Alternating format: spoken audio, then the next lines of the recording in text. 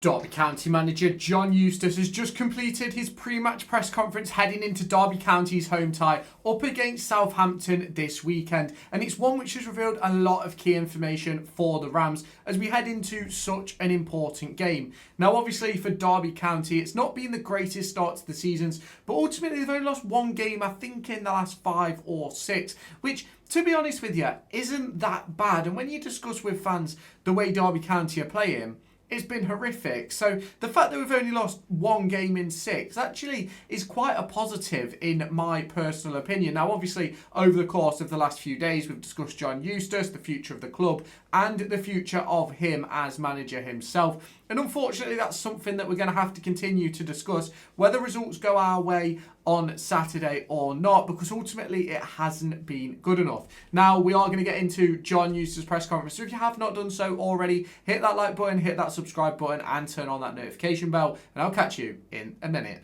So obviously John Eustace was keen to point out that it's massively important that we keep improving, and he feels as if in those 8 games we shouldn't have lost the 3 games that we've lost, and realistically Derby County could have many more points on the board. And ultimately I do agree with him. I think the Coventry game was a fitness thing towards the end of that game. You look then at the Bristol City game, that's a game where ultimately we shouldn't have given away the goal that we gave away. Obviously that was one of the draws. You look then at Ipswich, should have won that game. You look then at the home tie against Preston. We were very poor for the vast majority of that game, but ultimately I don't really think we gave Preston a sniff, apart from the goal that Elfie Devine put in the back of the net, which is brilliant for Preston and Elfie Devine, but absolutely awful for that of Derby County. Now, John Eustace was keen to point out that as much as the performances aren't quite as fluid as he wants them to be right now, there is a lot of good signs for Derby County and heading Derby County's way, because ultimately, realistically, we are a good side and there is some good bits of play and there is some good players involved. We saw that in the second half, and that the second half was excellent. I don't think anybody can argue with that. I don't think anybody will deny that either. I think Derby County were great within the second half, but ultimately the problem stems from not being able to put that performance in the first half, and ultimately that is what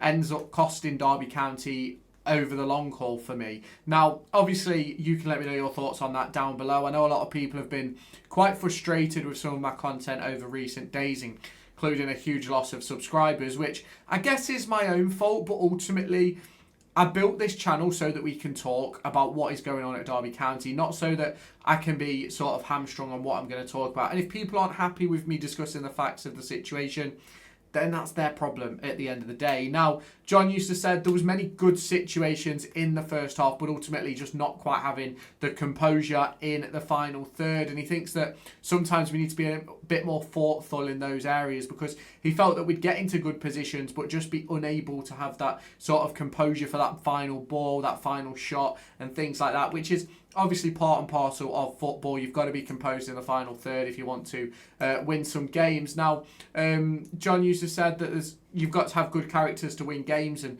we've got good characters and we've been able to come back in the games as well. You look at against Wrexham, you look at against Charlton as well, and we're coming out well for the first 5-10 minutes.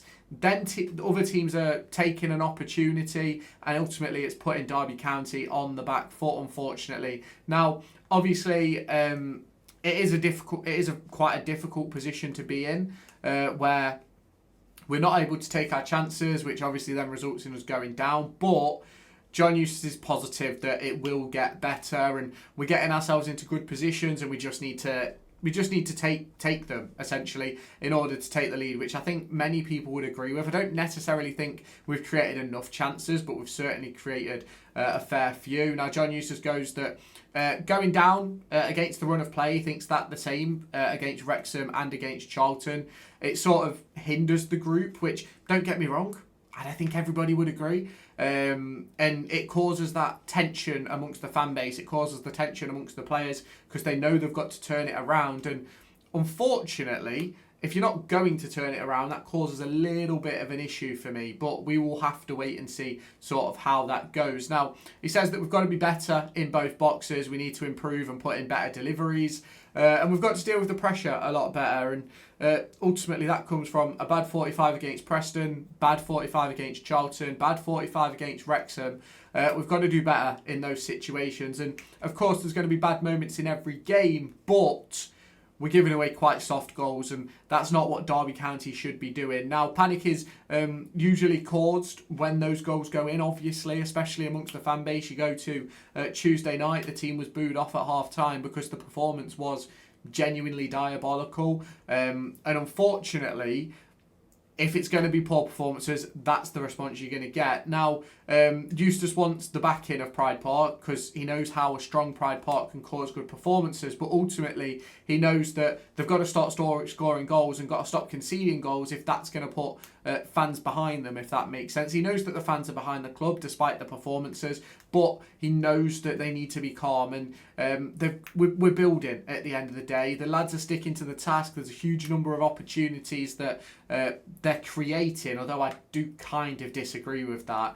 And the problem is that as much as we're creating those opportunities, we've got to be calm, we've got to be supportive of the squad, and I do completely agree. Now, he says that there's a lot of poor decision making throughout the squad at the moment, unfortunately, which has sort of led to us not being able to take those chances. And as he mentioned earlier on in the press conference, that is essentially the problem. We've got poor thoughts in the final third, and that isn't giving us the best possible opportunities, unfortunately. Now, we brought on David Ozo at half-time in the last two games and said he added a bit more oomph with the ball and helped to sustain attacks, which I completely agree. Having that technical ability in midfield, a player that can just sort of sit and dictate, and a player that can also drive forward with the ball as well, I think is massively important. But the aim realistically is that we need to be more relentless. We need to sustain the attacks a lot more to be able to deal with that. Now, he was then asked a question in regards to Max Johnston, who hasn't been called up for Scotland this time around, unfortunately.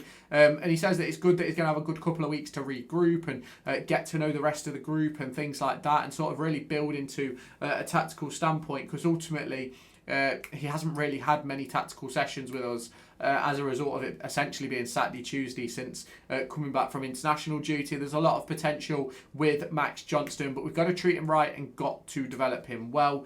And obviously the big discussion point is that Ben Briatan-Diaz will not be available on Saturday as a result of him being on loan from Southampton. There is also a possibility that Dion Sanderson won't be able to play as well, but that opens up the door for a player like Danny Bart, Craig Forsyth, Ryan Niambi, as well as potentially Sondre Langas to step in if needs be.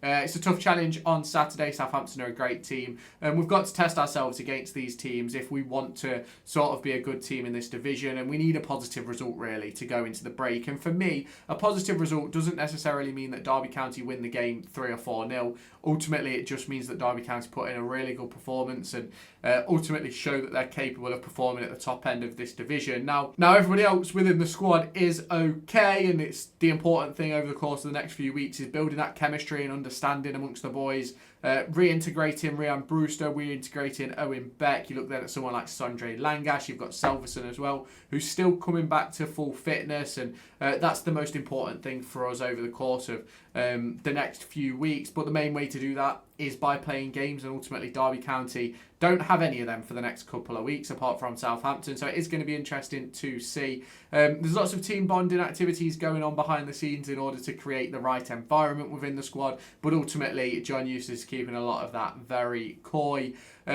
He is keeping an eye on all the loan players with Jake Buxton and Keith Briggs, keeping an eye on the loanees, getting reports from their managers, and making sure that they don't feel like they're on their own. Now obviously you can let me know your thoughts on this down in the comments. We will be live tomorrow morning for a pre-match waiting room where we will discuss everything Derby County versus Southampton as we head towards the game at Pride Park Stadium. Now, if you have not done so already, make sure you hit that like button, hit that subscribe button, and turn on the notification bell, and I'll catch you in the next one. Bye-bye, guys.